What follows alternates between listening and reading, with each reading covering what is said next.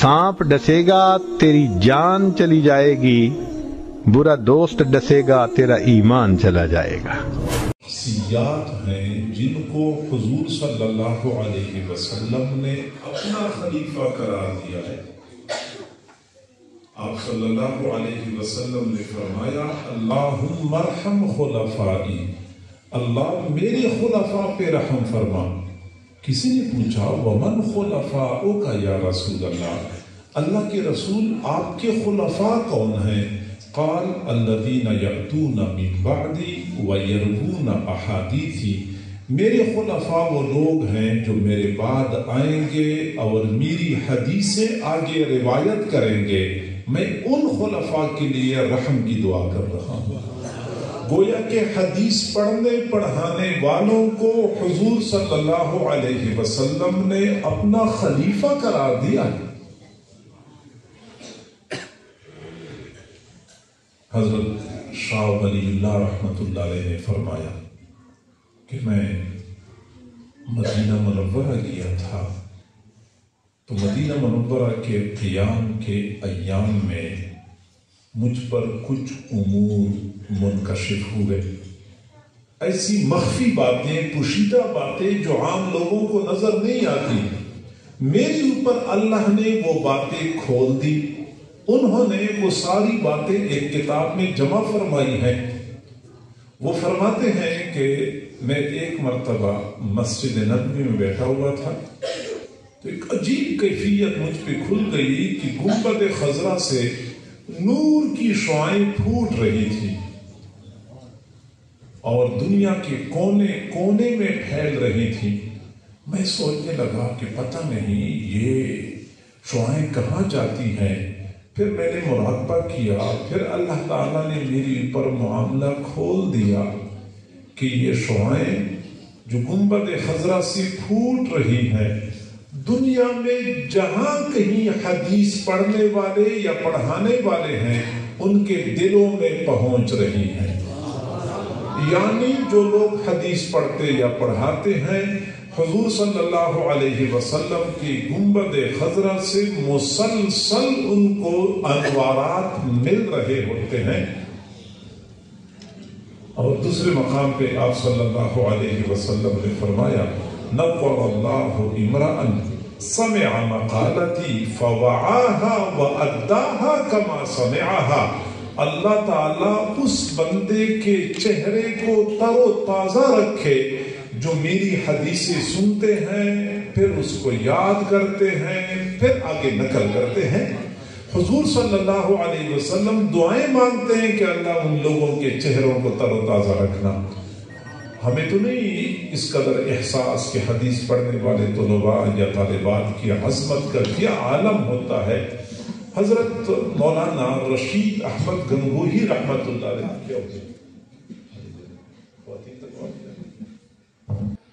हजरत मौलाना रशीद अहमद गंगोही रहमतुल्लाह अलैह अपनी मस्जिद में बैठ के शागिर्दों को सबक पढ़ा रहे थे हदीस का। सहन में बैठे हुए थे, अचानक बारिश शुरू हो गई। शागिर्दों ने अपनी किताबें बचाने के लिए मस्जिद के हाल की तरफ दौड़ लगाई। शागिर्द मस्जिद के हाल में आ गए और हजरत गंगोही रहमतुल्लाह अलैह ने देख लिया कि शागिर्दों की जूतियां गीली हो रही हैं, तो सीधा मस्जिद के दरवाजे पे गए, रुमाल बिछाया, शागिर्दों की जूतियां रुमाल में डाल दी, गठड़ी बना के सर पे रख के मस्जिद के हाल की तरफ लाने लगे। शागिर्दों की चीखें निकल गई कि उस्ताद जी हमें इतना गुनाहगार तो न करें, हमारी जूतियां तो सर पे न उठाएं। तो हजरत गंगोही रहमतुल्लाह अलैह ने जवाब दिया कि तुम मेरे महबूब सल्लल्लाहु अलैहि वसल्लम की हदीसें पढ़ते हो, रशीद अहमद गंगोही तुम्हारी जूतियां सर पे न उठाए तो और क्या करें। ये हदीस की निस्बत, ये एजाज हमारी बच्चियों को हासिल हो चुका है। इस एजाज में ऐसी तकरीब का इनेकाद किया जाता है। मुहद्दिसीन की दुनिया में एक मुहद्दिस हैं इमाम शुअबा रहमतुल्लाह अलैह। ये सही बुखारी शरीफ में जा बजा इनका नाम आता है। جب وفات پا گئے تو ان کی وفات کے بعد کسی نے ان کو خواب میں دیکھا.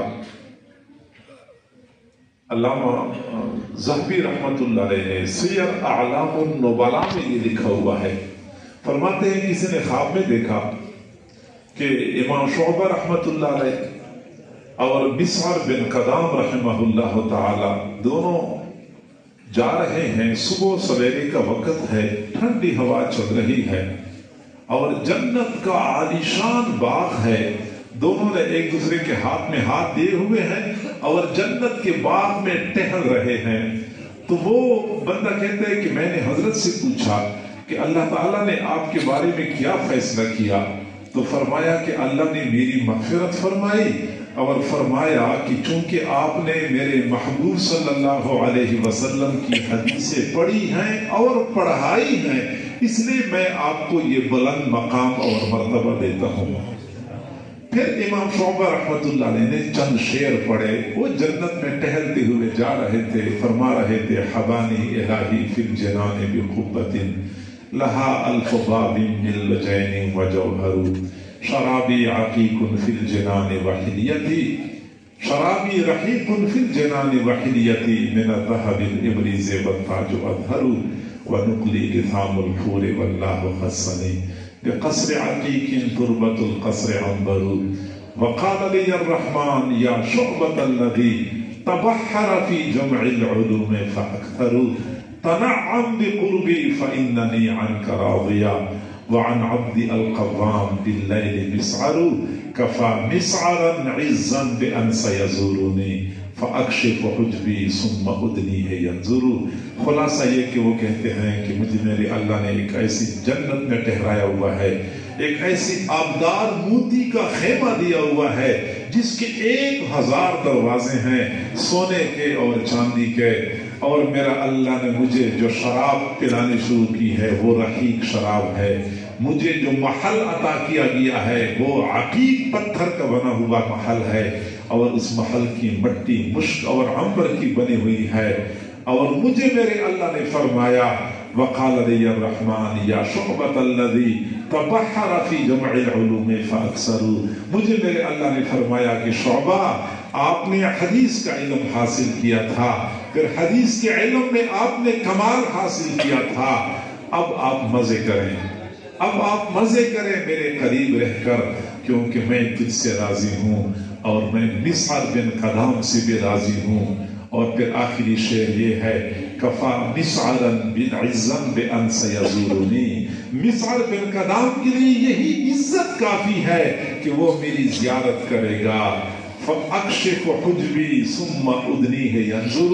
میں اس کے لیے اپنا حجاب ہٹا دوں گا، پھر اس کو قریب کروں گا کہ وہ جی بھر کے میری زیارت کرے.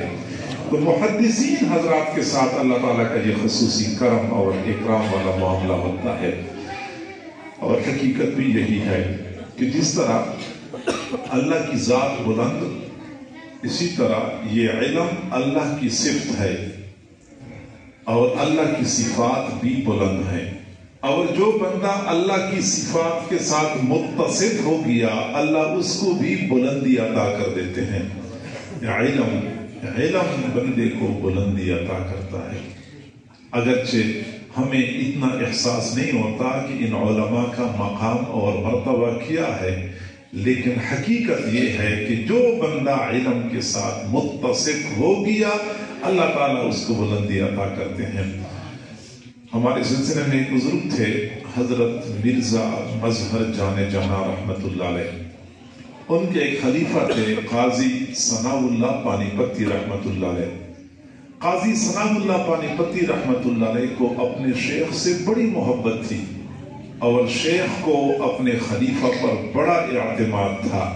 حضرت مرزا مظہر جان جانا رحمت اللہ علیہ فرمایا کرتے تھے کہ اگر قیامت کے دن اللہ تعالیٰ مجھ سے پوچھ لے کہ آپ میرے پاس کیا لے کے آئے ہو تو میں قاضی ثناء اللہ پانی پتی کو آگے کر دوں گا کہ اللہ میں ان کو لے کے آیا ہوں، میں امید کرتا ہوں کہ ان کی وجہ سے میری بھی مغفرت ہو جائے گی.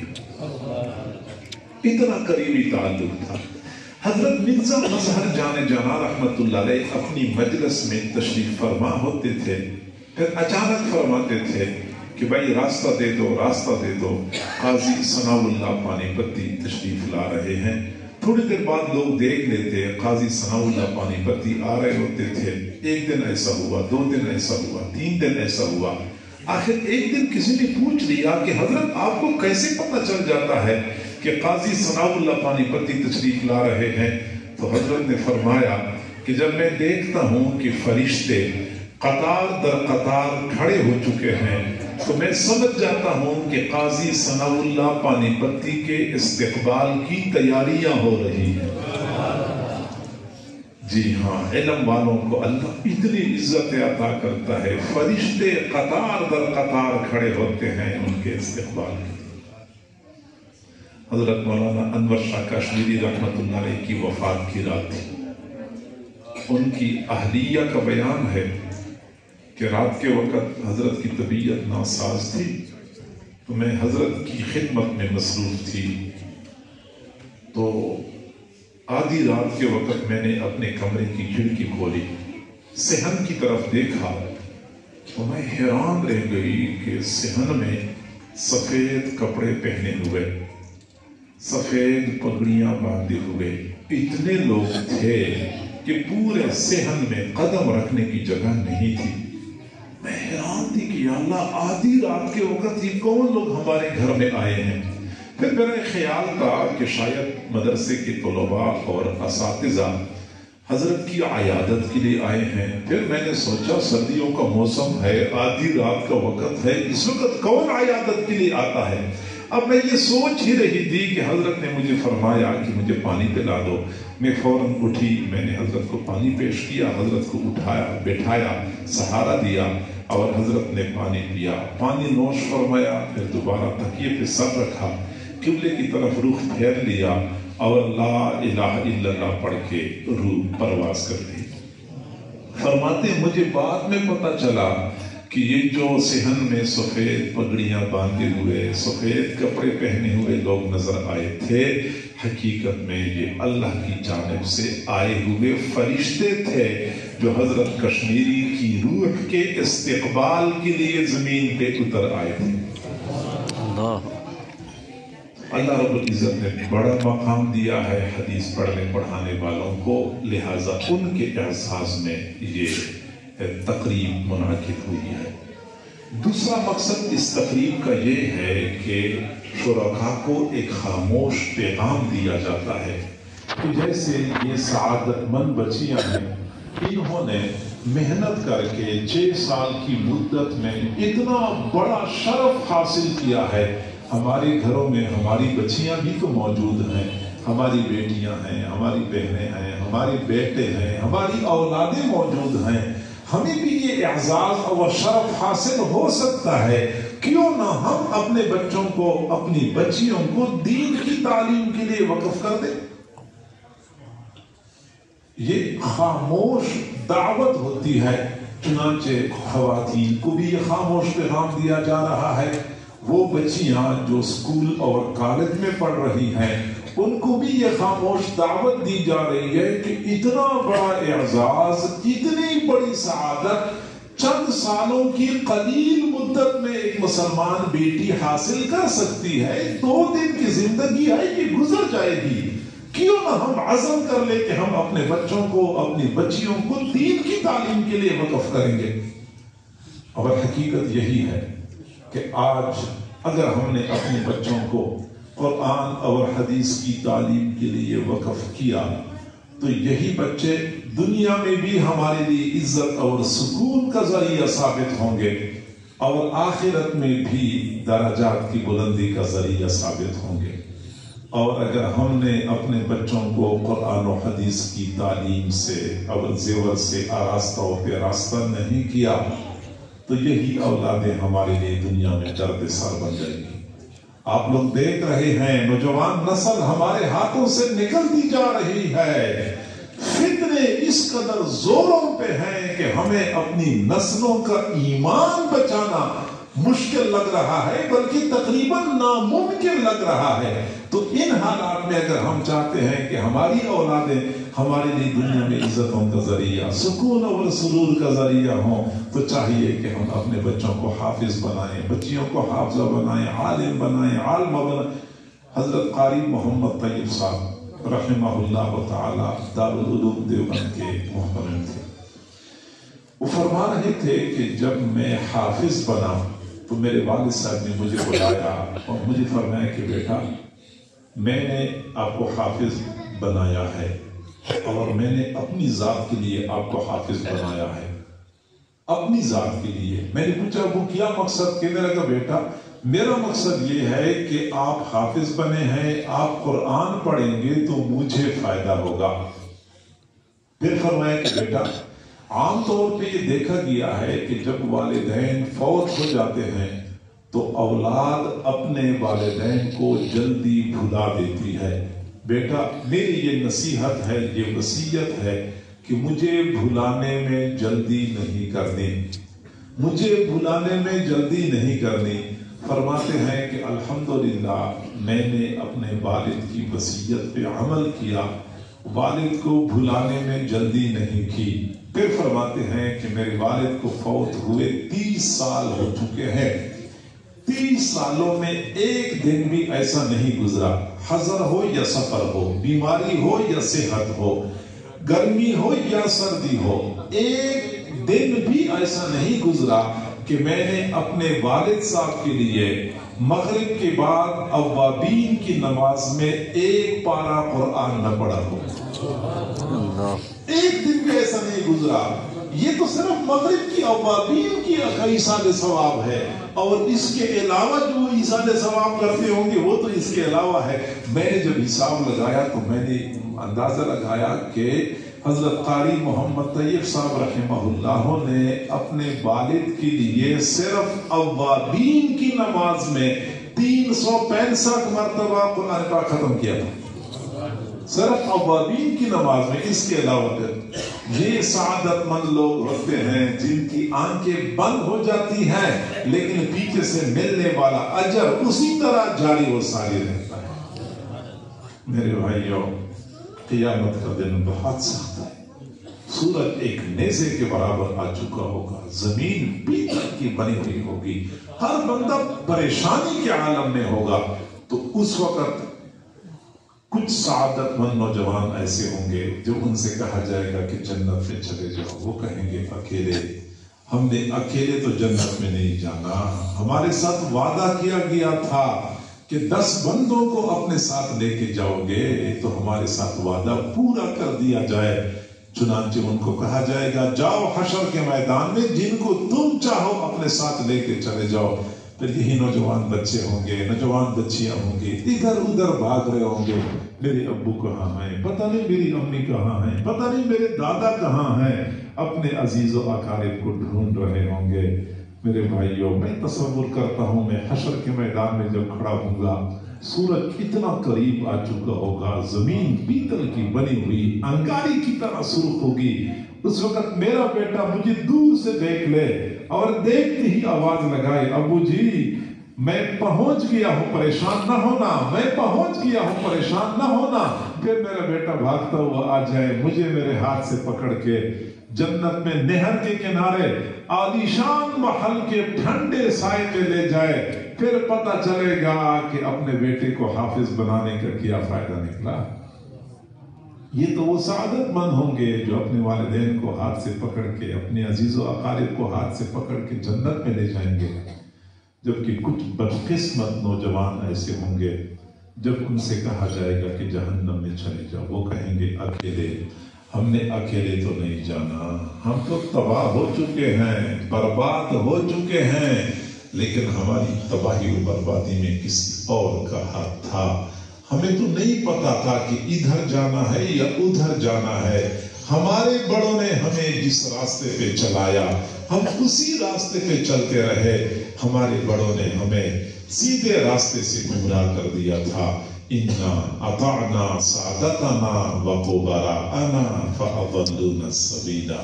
ہم نے اپنے بڑوں کی بات مان لی تھی، ہمارے بڑوں نے ہمیں سیدھے راستے سے گمراہ کر دیا تھا۔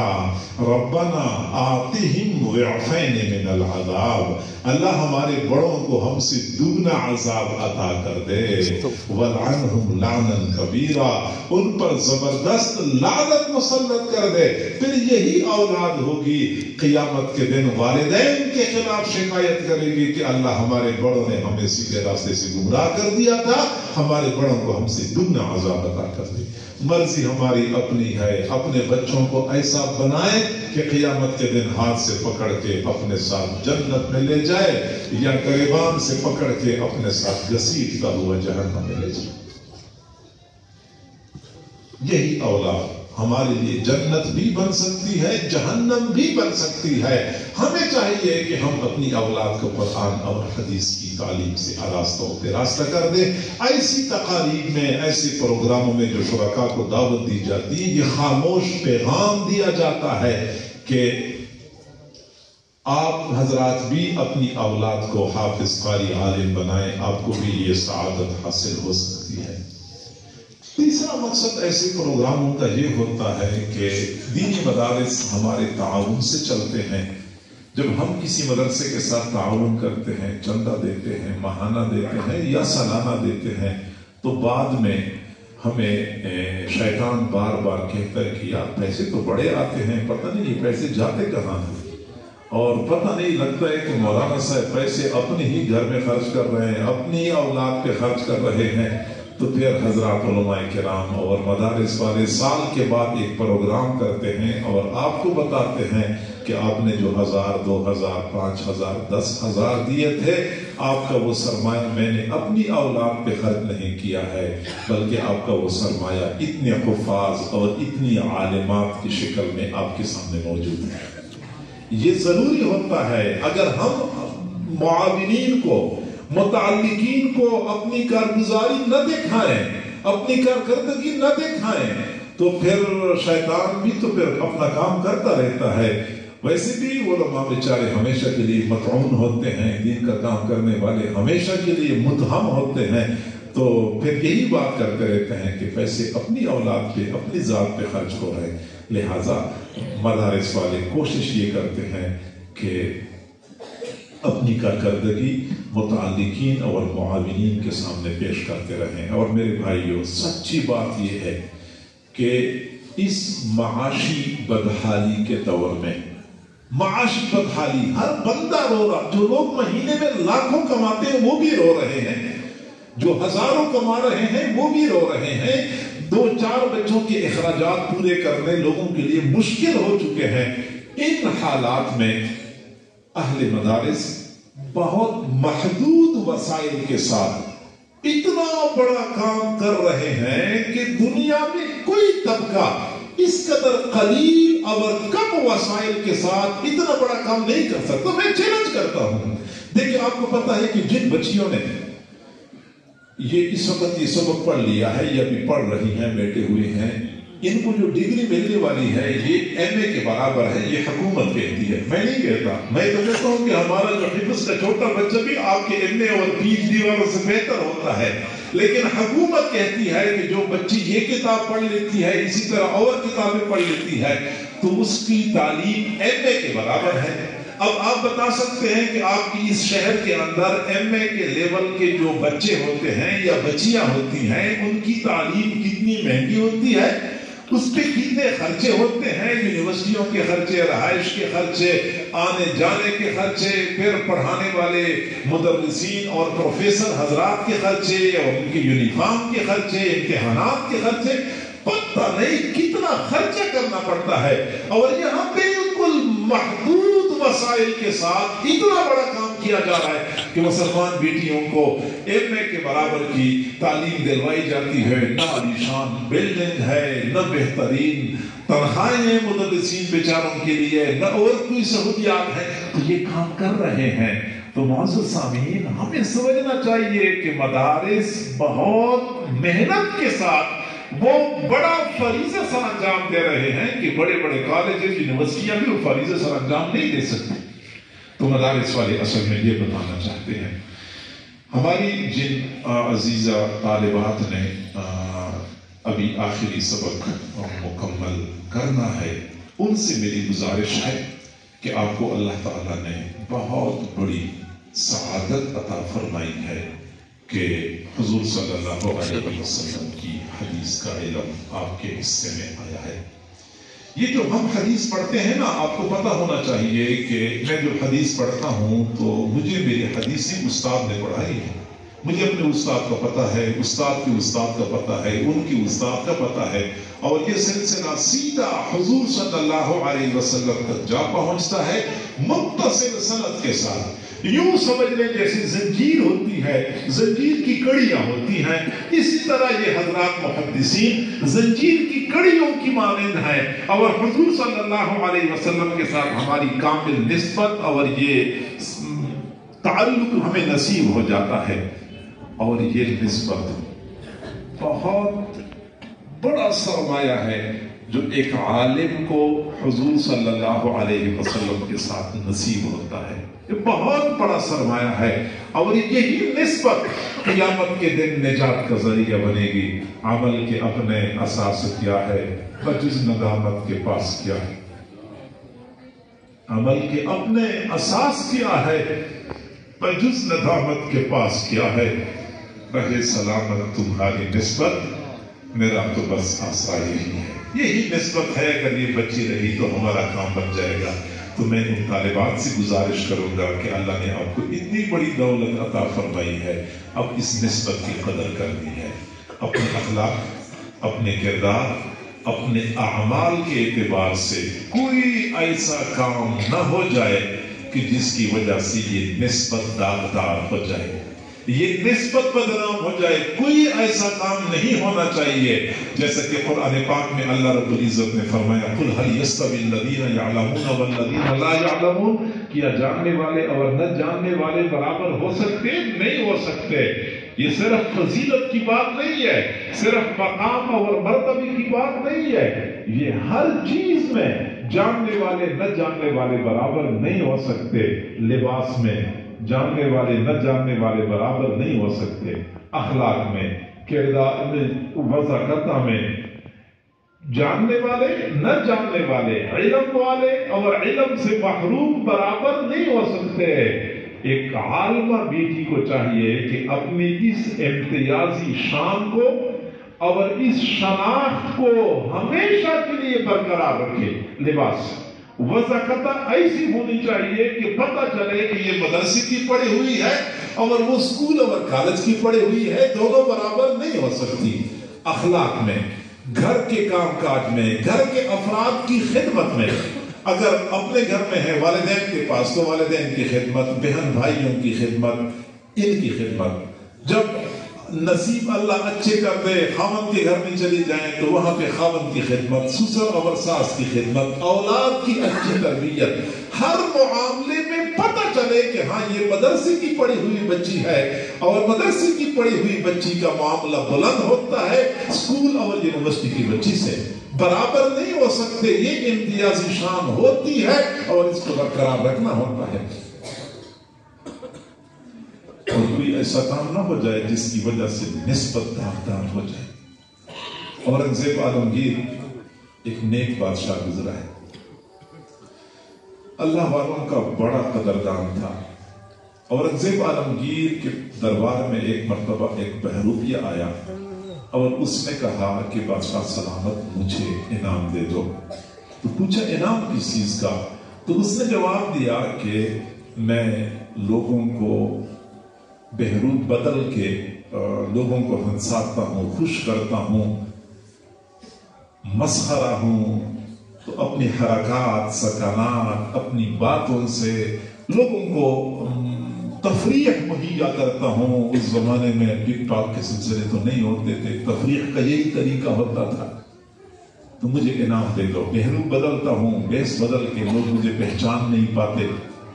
تو اورنگزیب عالمگیر نے کہا کہ انعام میں تب دوں گا کہ کبھی بہروپ بدل کے مجھے دھوکہ دے دو، میں آپ کو نہ پہچان سکوں تو آپ کو انعام مل جائے گا۔ اس نے کہا بہت اچھی بات ہے۔ بہروپ یہ بڑا سمجھدار تھا، وہ بادشاہ کی نفسیات کو جانتا تھا، وہ سیدھا شہر سے باہر چلا گیا، ویرانے میں ایک جھونپڑی بنائی، وہاں مصلی بچھایا، اللہ والوں کی طرح لباس پہن کے اپنی وضاقتہ بنا کے لمبی تسبیح ہاتھ میں لے کے دن رات ایک کر کے اللہ اللہ کرنا شروع کر۔ لوگ آتے تھے، دیکھتے تھے کوئی بڑا اللہ والا آیا ہوا ہے۔ 2-3 دنوں میں بادشاہ کے محل تک خبر پہنچ گئی کوئی اللہ والا ہے اور دن رات ایک کر کی عبادت کرتا ہے۔ بادشاہ نے فوراً اپنے وزیروں سے کہا کہ فوری جانا چاہیے، اللہ والے سے دعا کروانی چاہیے۔ وزیروں کی جماعت کو ساتھ لے کر بادشاہ سلامت اللہ والے کی جھونپڑی میں پہنچ۔ بادشاہ نے جاتے وقت اپنے ساتھ پیسوں کا ایک تھیلا بھی اٹھا لیا کہ یہ بھی ہدیہ کے طور پہ دے دوں گا۔ جھونپڑی میں بادشاہ داخل ہو گیا، بادشاہ نے سلام کیا تو اللہ والے نے زیر لب سلام کا جواب دیا، نہ وہ کھڑا ہو گیا نہ کوئی خوشامد کی۔ تو بادشاہ کی عقیدت اور بڑھ گئی کہ واقعی اللہ والا ہے، میں بادشاہ ہو کے یہاں پہ آیا ہوں، میری پرواہ نہیں کرتا، آرام سے بیٹھا ہوا ہے اور بادشاہوں سے متاثر نہیں ہوتا۔ بادشاہ کافی دیر بیٹھے رہنے کے بعد کہنے لگا کہ میرے لیے دعا کرو۔ میں نے کہا ٹھیک ہے، آپ کے لیے دعا کروں گا۔ پھر بادشاہ نے پیسوں کا تھیلا پیش کیا، یہ آپ کے لیے ہدیہ لے کے آیا ہوں۔ اس اللہ والے نے کہا کہ میں یہ کام نہیں کرتا۔ بادشاہ نے پھر کہا کہ آپ کے لیے لے کے آیا ہوں، آپ کی مہربانی ہوگی قبول کر لیں۔ اس نے کہا یہ کام نہیں کرتے ہم۔ تو کافی مرتبہ بادشاہ اصرار کرتا رہا اور وہ بندہ انکار کرتا رہا، یہاں تک کہ بادشاہ بیچارہ مایوس ہو گیا کہ اب میں اتنا بدقسمت ہوں کہ اللہ والے میرا ہدیہ بھی قبول نہیں کر رہے۔ پیسوں کا تھیلا واپس لے کے اپنے محل میں پہنچا۔ جو ہی وہ تخت پر بیٹھ گیا، تھوڑی دیر بعد بہروپیہ پہنچ گیا اصلی حالت میں۔ اس نے کہا بادشاہ سلامت، انعام دے دو۔ پوچھا انعام کس چیز کا؟ بہروپیہ نے جواب دیا کہ جس اللہ والے کے پاس ابھی آپ ہو کے آئے ہیں وہ میں ہی تو تھا، میں ہی اللہ والا بنا ہوا تھا۔ تو بادشاہ نے کہا بالکل آپ کی بات صحیح ہے، آپ کو انعام ملے گا، آپ کا حق بنتا ہے، لیکن مجھے ایک بات سمجھ نہیں آ رہی کہ اس وقت آپ کو تھوڑا انعام ملے گا اور اس وقت میں آپ کو پیسوں کا پورا تھیلا پیش کر رہا تھا، آپ نے وہ تھیلا قبول کیوں نہیں کیا؟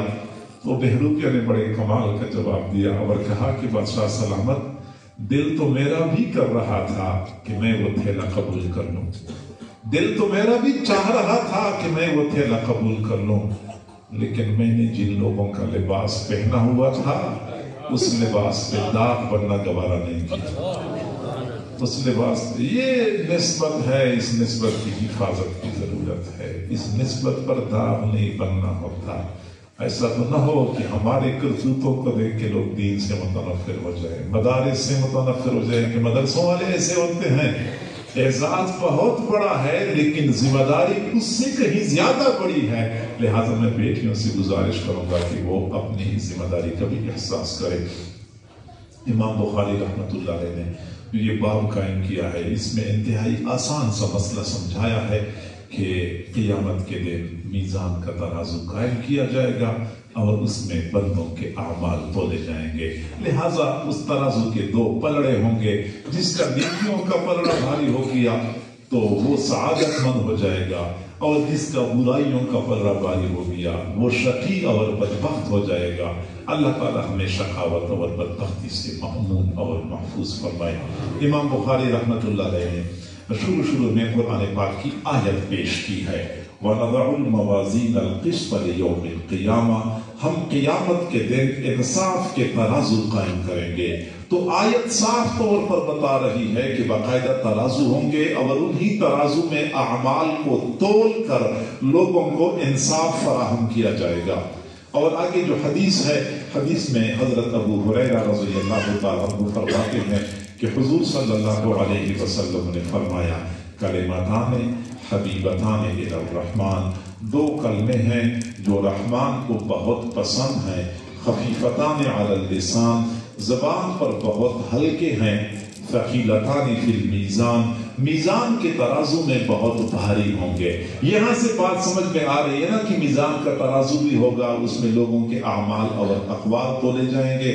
پہلا کلمہ سبحان اللہ و بحمدہ، اور دوسرا کلمہ سبحان اللہ العظیم. ہمیں چاہیے کہ ہم یہ کلمات کثرت سے پڑھا کریں، کیونکہ حضور صلی اللہ علیہ وسلم نے فرمایا جو بندہ ایک دن میں یہ کلمات 100 مرتبہ پڑھ لیتا ہے، سبحان اللہ و بحمدہ سبحان اللہ العظیم 100 مرتبہ پڑھ لیتا ہے، اس کے تمام گناہ معاف کر دیے جاتے ہیں، خواہ اس کے گناہ سمندر کی جھاگ کے برابر کیوں نہ ہو، معاف کر دیے جاتے ہیں. ہم سب معافی کے طلبگار ہیں، معافی کے محتاج ہیں.